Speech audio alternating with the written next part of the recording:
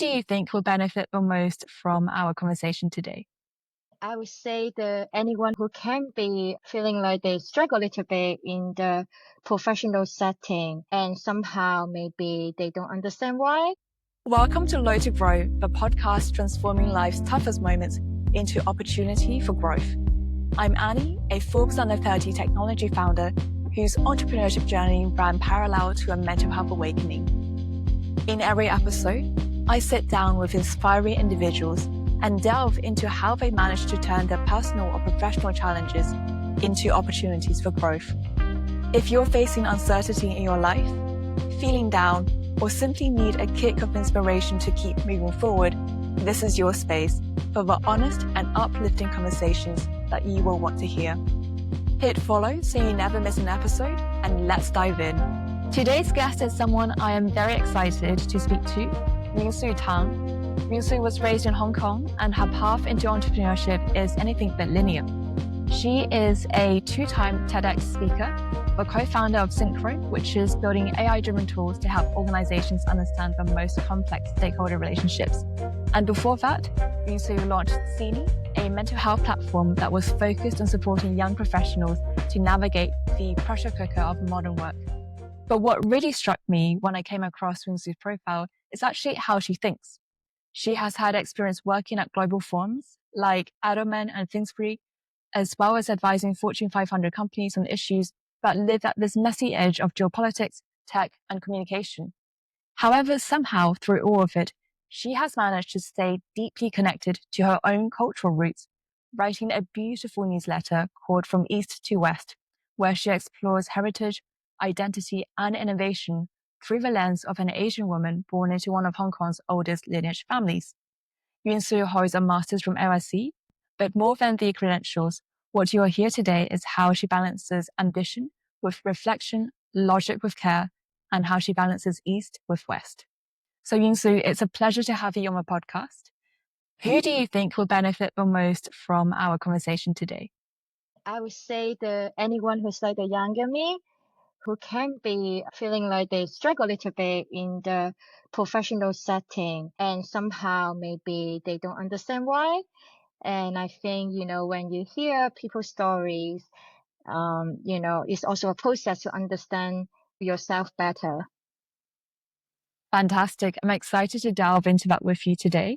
Let's start at the very beginning. You write a newsletter called From East to West. What took you from East to West? I always wanted to come to London. I grew up in Hong Kong. I was born into Hong Kong's oldest and largest lineage family, Tang clan. And later I made my way to the city. And during this time, I really found out that, I was deeply connected to my roots. My first language is actually Waitao. It's a language that's very close to Cantonese. I grew up with my grandmother who spoke to me in this language. So I'm very connected with the Chinese language and the Chinese culture. That's why I decided to go and work in Shanghai.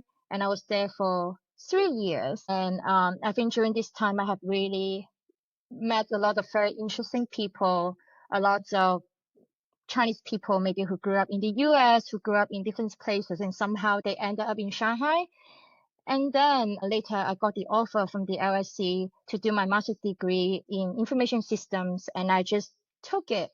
During this whole year, during this journey in London, I realized that I really still very much cherish my roots, and I want to be able to tell the stories of all these different Chinese people I met who grew up in different places, and somehow they probably feel the same way as I do. Like sometimes we feel a little bit of this small identity crisis trying to figure out, where we fit into in this world.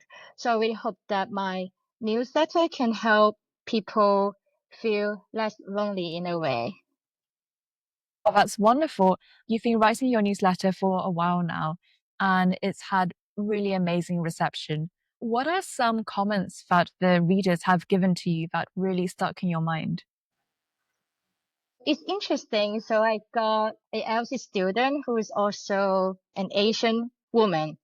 like who messaged me saying that, oh, you know what, it's amazing. I've shared your article with 8 friends just today. And I was like, oh, wow, okay. I didn't even ask, people to share my articles. I just wrote it because I wanted to.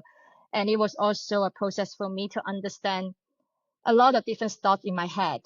And then later we met up for coffee. And originally, I actually thought that she was sharing the article with her Asian friends, but actually no, like she was sharing with her European friends who she know from school. She was telling me that she really struggled to describe Chinese culture or Asian culture to people who don't come from that setting. And she found it very helpful when she was reading my articles and, she could understand more of what's going on in her head and also to explain to people who are outsiders what Chinese culture is about. For example, why Asian people work so hard. I love that. You mentioned that your family is very well established in Hong Kong with a really long lineage.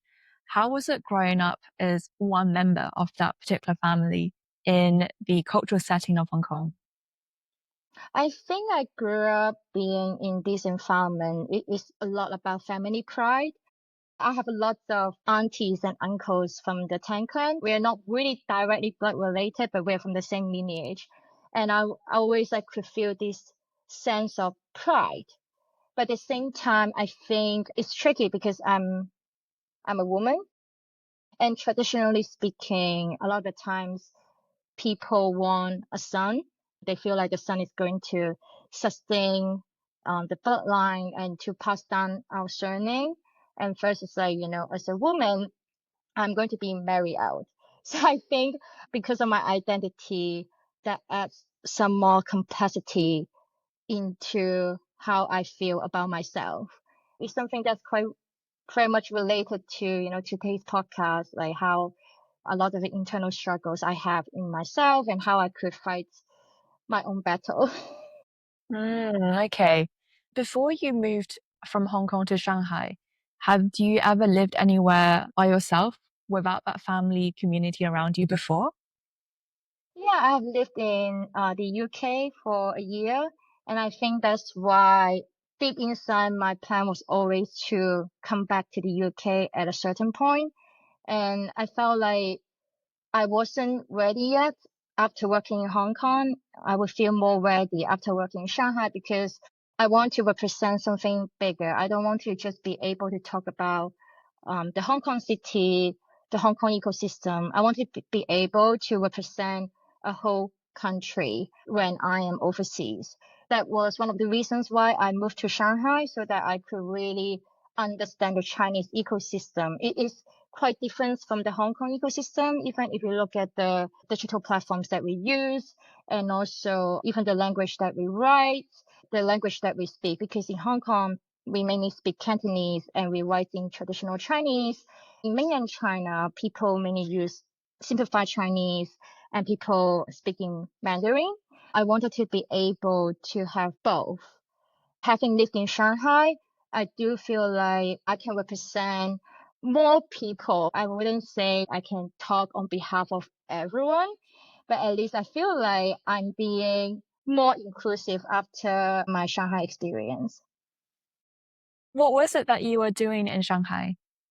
I was working in a advisory firm called FGS Global. So the former name is Finsbury. That inspires me to found my second startup, which is in stakeholder intelligence. So at that time, my focus was very much on analyzing geopolitically sensitive issues, and also I was working on some of the very important deals that would hit the news headlines. And I think it was very interesting for me because growing up in Hong Kong, I always felt like my role is to bridge the East and the West. At that time, working with stakeholders across two different cultures, two different geographies, I felt like, that could help me fulfill that mission. Okay, understood. That's great. You mentioned that you had also previously lived for a year in the UK by yourself. How old were you when you made that move to the UK? I was around 20 years old, if I remember correctly. Yeah, 20. Great. And what was your first impression of the UK when you made that move? Mm, I think it is quite different and at the same time very exciting. At the end of the day, I grew up in a village. So when I made my way to the Hong Kong city as a professional, I lived a very, let's say, like a typical city lifestyle. And I think like, the UK is a little bit quieter, and that allowed me to, yeah, to actually focus on, let's say, not nurturing, relationships with the people around me. And also, it was also a time for me to experience different cultures. Yeah, the British culture is, I would say, quite different, from the culture that I come from. So I think, for me, it's a lot about learning and a lot about, yeah, knowing how to communicate with people who come from different cultures. Hmm. I think the point that you made about British culture being very different to either Hong Kong or, Chinese culture, I can definitely agree with that. I was 10 when I first moved to the UK, and I remembered just the way that people would socialize and the way that children would interact with each other is actually very different. I think in Singapore and also in Australia, where I had lived when I was younger, children and adults are just more outspoken and very chatty, and they wear their emotions on their sleeves. Whereas I think in the UK, there's a tendency to say something, but there's a hidden meaning behind it, and you really have to work to really try and decipher that. So that's super interesting. You were in the UK for a year, and then now you've decided to come back to the UK and you're working on your second startup. Could you tell us a bit more about what led you to create that second startup? But it's very much about what I used to do in my previous job. Every day I will have to read through policy announcements, media articles, also get data from digital sources to really make sense of this data and filter out what's relevant and what's not relevant for my clients. I always wanted to find a way to synchronize this intelligence so that, it could make people who used to be at my job to make their lives easier. A lot of people, especially startup founders or advisors to startup founders, can benefit from having this stakeholder intelligence tool. I do believe that with the current development of AI, it is possible to automate the process. Okay, understood. Who would some of the users be of your current product? I would say people who work in public affairs or advisors who have to look into current policy development and to give strategic advice to their clients. It's very related to what I was trying to achieve in my first startup as well, but just in a different format. Because I think for my second startup, a lot of the times is to help decision makers who feel very anxious about making business decisions. My first startup, it was in the mental health space, so it was also to help people with career anxiety. I'd love to hear a bit more about the first startup, Senie. How did you come up with that idea and also what happened to it? I think throughout my 20s, I found myself, struggling a lot. What people think is that, wow, your life is going so well, you work at these good firms, but actually deep down, I felt very insecure. I always felt like I wasn't achieving enough. Even when I was working in the city, I just didn't feel like I really fit in. And um and later I learned that I had imposter syndrome. But it was only later that I realized what I was suffering from. I wanted to help people like me, young professionals who can be struggling in workplace, like trying to navigate their careers. It is essentially a coach matchmaking platform. We started posting videos interviewing coaches who have had a successful career in law, in investment banking, and in other highly competitive careers. And we got them to share their stories. We got 150,000 video views within 2 weeks. We had a lot of people reaching out to us saying that the videos really helped them, because I guess a lot of the times we think that we become very competitive with people exterior, people who have a better resume than me. But actually, a lot of people who have had a successful career probably have gone through something, but it's just that we just don't know about them. During that whole process of building my first startup, it was also a process for me to learn about myself, to know why I was struggling, and also to feel less alone in a way. A lot of the coaches we recruited are of Asian heritage, and I recognized that it was quite important to have that cultural understanding for the people who were our audience, who were our clients. During this time, I interviewed 300 people, just trying to understand why therapy isn't always working, and also to try to understand what people are struggling with. And I do think, during this whole journey, I helped the Asian community a lot, and it's very rewarding.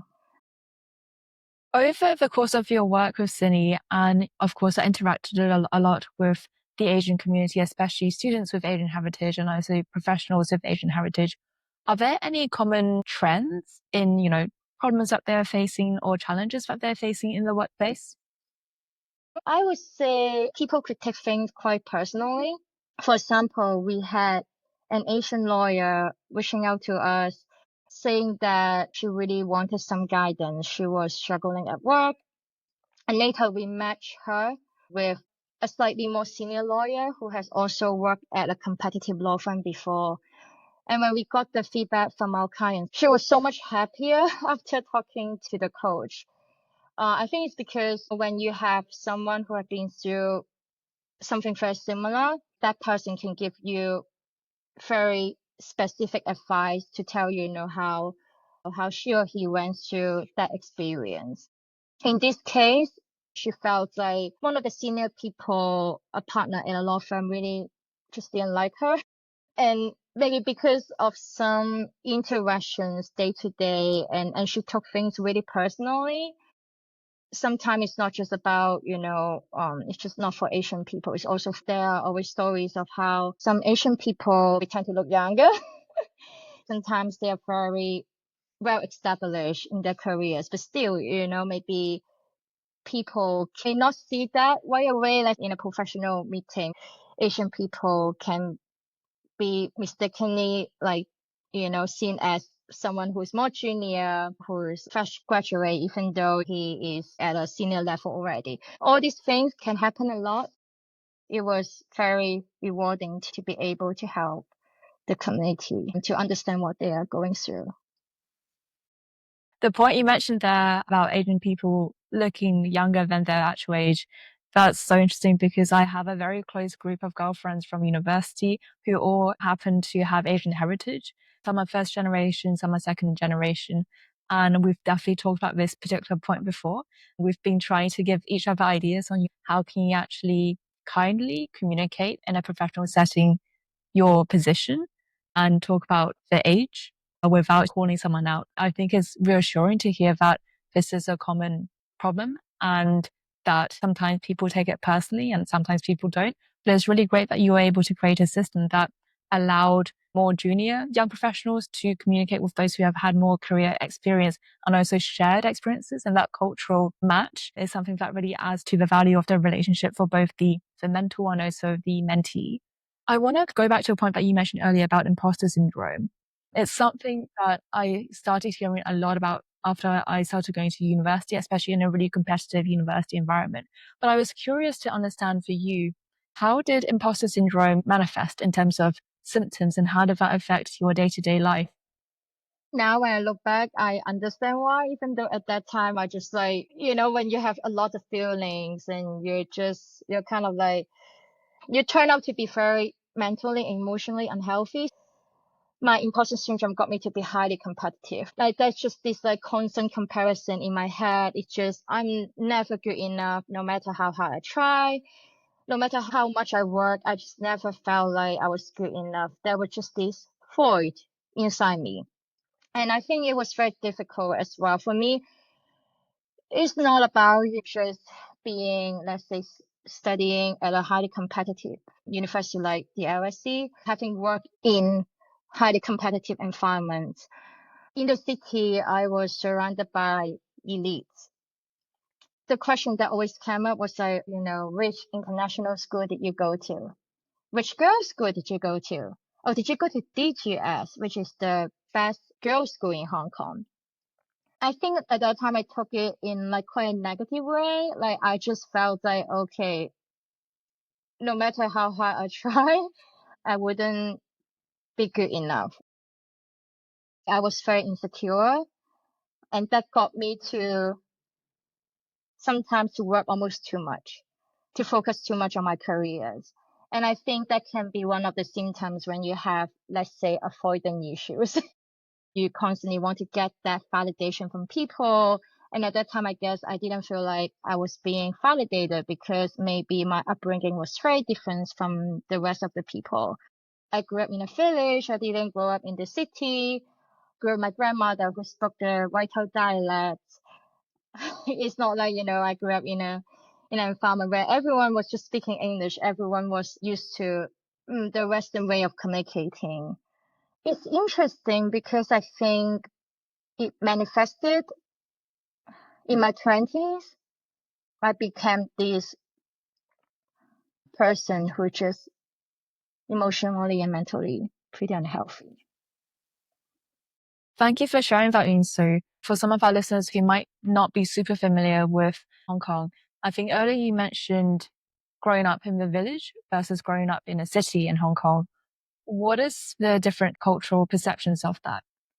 If I took it in a positive way, right, people actually just assumed that I was coming from all these schools because I made it to some very good firms. So, for example, Edelman is the world's largest PR firm. And then FGS Global is an advisory firm that's backed by KKR. People who grew up in the city, a lot of times they grew up speaking English. They have perfect English. It's just something that is in the curriculum in a lot of the very good elite schools. And I would say, they grew up having that network, resources to help them, support their careers. I had to figure out a lot of things on my own. I just grew up having a very different upbringing. And also, I think especially when I was in Shanghai, I think that feeling also, could hit me harder, like from time to time. I think it's interesting because I felt like the older I got, the more it hit me. I think it's not just about how I grew up in a village. I think it's also about, um, some of the family issues that I faced growing up.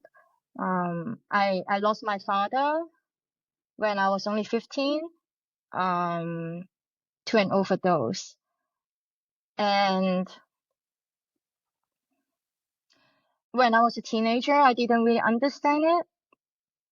Like I was struggling, but I just didn't know why, I didn't understand it, if that makes sense.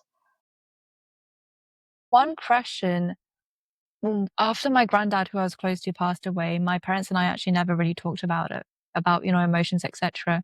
And I was curious to know, after you lost your dad, how did you communicate about it, if at all, with your immediate family? It's very difficult. I think it wasn't about me. I just felt like, I lost a father, but then my grandmother lost a son, you know, and my mother lost a husband. I come from a very traditional family. Losing a son is huge. And that's her only son. In the traditional family setting, having a son can be, the key goal in a woman's lifetime. And I think in my grandmother generation, it's still very traditional. I guess that's why I don't think we really talk about it. And I think it's because I had someone who's more vulnerable at home. I never thought that it was hard for me. Now when I tell people, then people are like, oh, it must be really hard for you. And I would be like, oh yeah, it must be hard for me. But I think at that time when I was a teenager, I didn't really process it.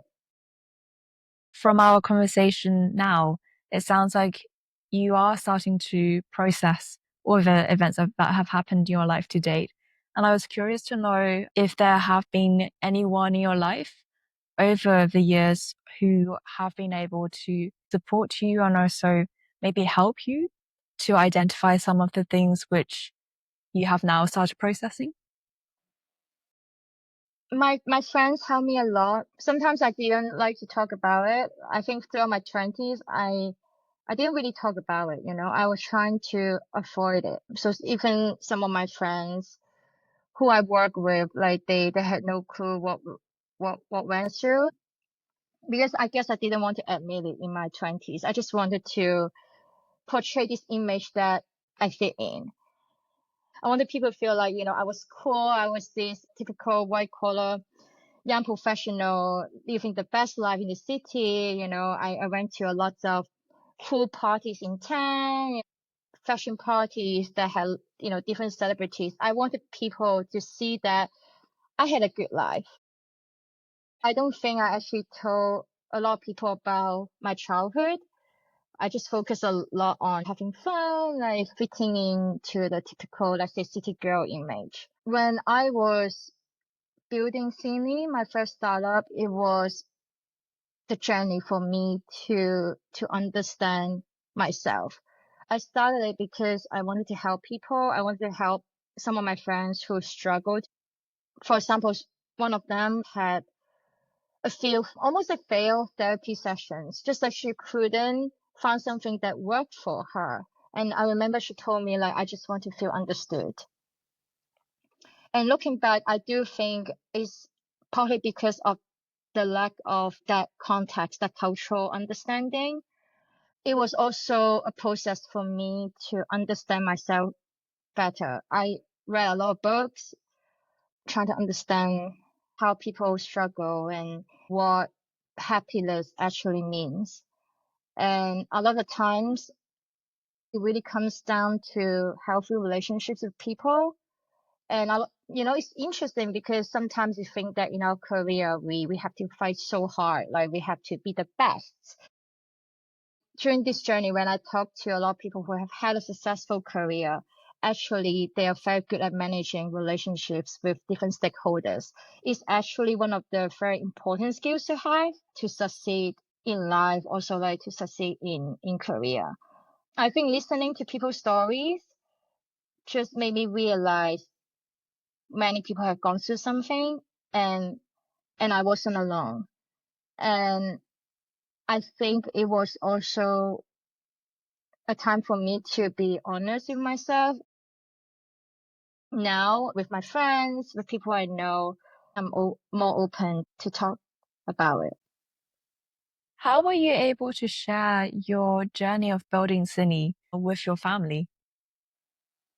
I don't think they always understood because I think in the very traditional, let's say, Chinese mindset, having a business means making money.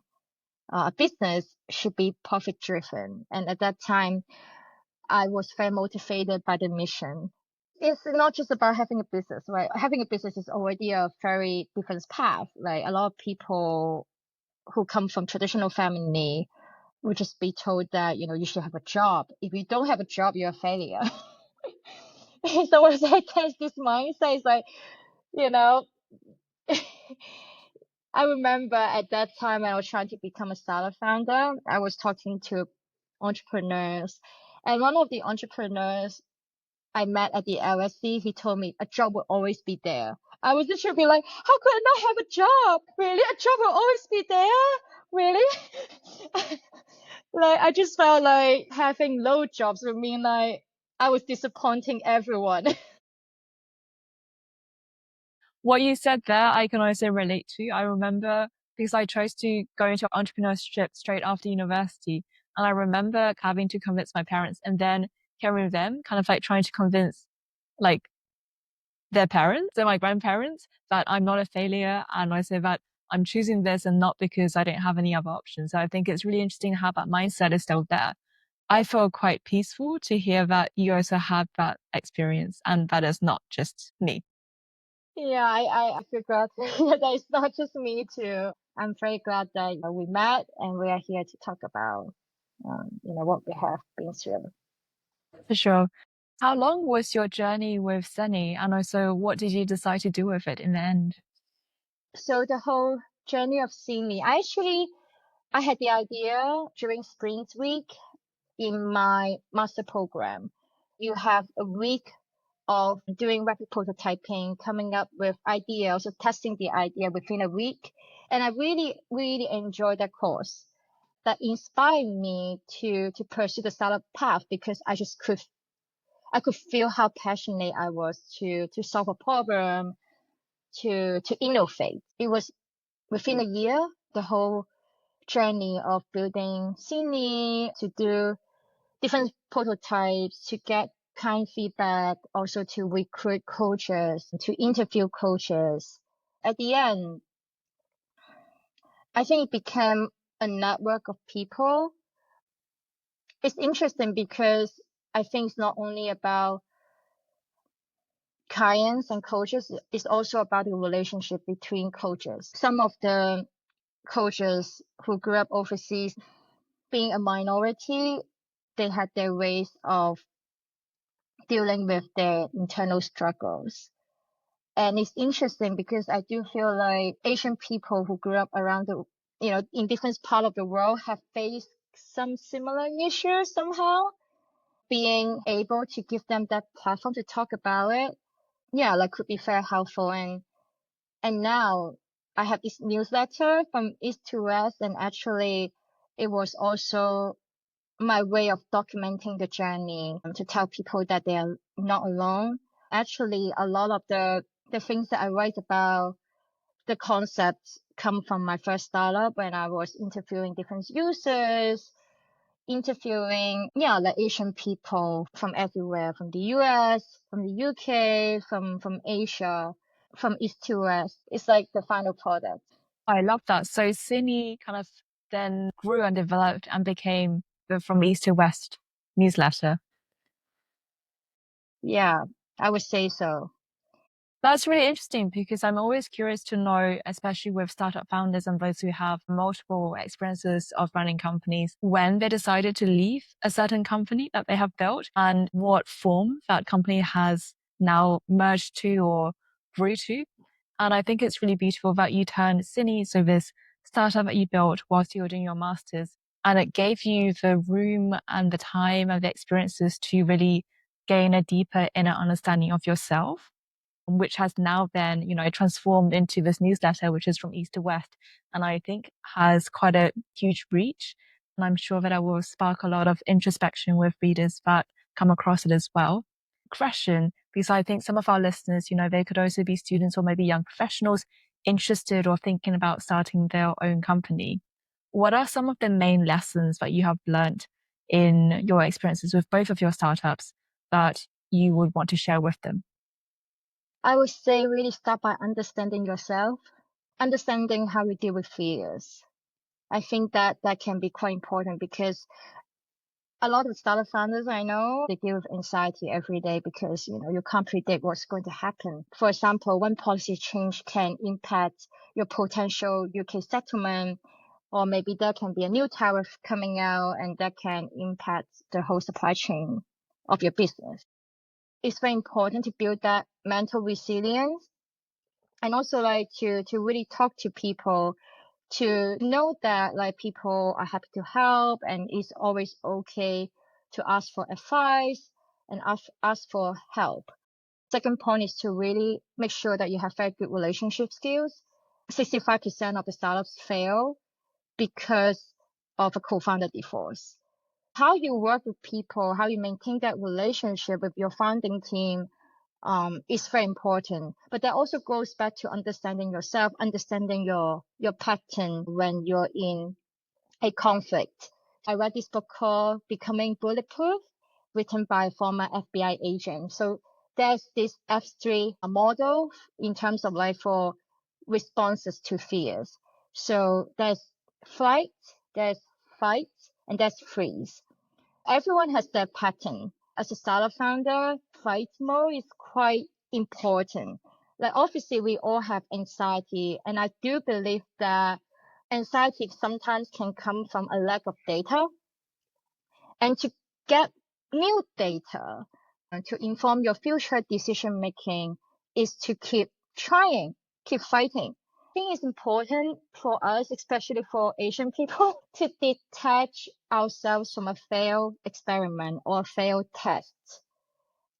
We are not a failure if we fail a test, if we fail an experiment. My identity is not a failure. I only fail if I stop trying. So I think that it's important to have that mindset to keep going. This would be my advice for people who want to build their startups. I love that. I especially love the last point, which is you only fail when you stop trying. And I think that's said with the true grit of someone who is obviously a seasoned entrepreneur. So I'm going to end by asking you our podcast staple, which is what do you think will allow more people to have better mental health? To be more open and to always assume good intent. Sometimes we are our worst critics. I think a lot of people in the world are actually good people. Sometimes it's just we are being so judgmental to ourselves. I love that. Thank you very much, Yunsu, for sharing that and also for sharing so honestly about your personal experiences from when you were in Hong Kong, in Shanghai, and then now in the UK. I am going to stay continued to be inspired by your really, really eloquent and beautiful newsletter on some really topical themes. It might be international students or expats or immigrants from the East to the West. And really delighted that we have had the time today to talk about everything. Thank you so much, Anya. I'm so glad to talk about my journey with you. That's a wrap for today's episode of the Low to Grow podcast. If it resonated with you, leave a review and hit follow to help more people to find important conversations. Keep growing and see you next time.